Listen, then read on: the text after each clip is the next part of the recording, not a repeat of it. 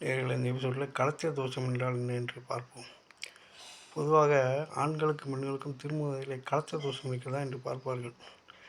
இந்த களத்திர தோஷம் என்றால் என்ன சற்று விரிவாக பார்ப்போம். உதாரணத்துடன் மேச லக்கணத்தை வைத்துக்கொள்வோம். காலபுருஷ லக்கணமான மேசம் 1ஆம் இடம். இதற்கு அதிபதி யார் என்று பார்த்தால் செவ்வாய். இது ஆண்களை குறிக்கக்கூடிய ஒரு கிரகம். இதற்கு அடுத்ததாக ரிஷபம் என்ற வீடு, இது சுக்கிரனுடைய வீடாகும். இது பெண் வீடாகும்.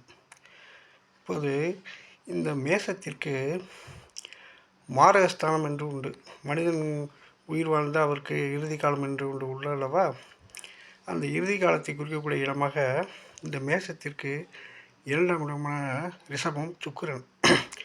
இவர் 2-7 இருந்தால் மாரகத்தை செய்வார். எனவே இந்த மேசத்திற்கு 7ஆம் இடம் மாரகஸ்தானம். இந்த இடத்திலே சுக்கிரன் ஆட்சி பெறக்கூடாது. இந்த மேசத்திற்கு 7ஆம் இடம் துலாம் ராசி. இந்த துலாம் வீட்டிலே சுக்கிரன் ஆட்சி பெறுவார். இப்படி இருந்தால் அவருக்கு களத்திர தோஷம் என்று பெயர். சரி, இந்த களத்திர தோஷத்துடன் வேறு ஏதேனும் கிரகங்கள், குரு இருக்கிறார் என்று வைத்துக்கொள்ளுங்கள், குரு சனி இப்படி இருந்தால் வேறு கிரகங்கள் பார்த்தாலும் சேர்ந்தாலும் தோஷமில்லை என்று சொல்வார்கள்.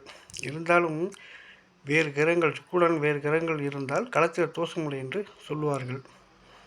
இதுவே களத்திர தோஷம். எனவே நாம் திருமண காலங்களிலே பொருத்தங்கள் பார்க்கும்போது லக்கணத்திற்கு 7ஆம் இடத்தில் சுக்கிரன் இருக்கிறதா என்று பார்க்க வேண்டும். லக்கணம் எதுவாக வேண்டுமானாலும் இருக்கலாம். இப்போ நான் உதாரணத்துக்கு மேசத்தை சொன்னேன். ரிஷபம், மிதுனம், கடகம், சிம்மம், கன்னி, துலாம், விருச்சிகம் என்று 12 ராசிகள் இருக்கிறது. இந்த 12 ராசிகள் கட்டத்திலே லக்கணாதிபதிக்கு 7ஆம் இடத்திலே சுக்கிரன் இருக்கக்கூடாது. இப்படி இருந்தால் அது களத்திர தோஷம் என்று சொல்லப்படுகிறது.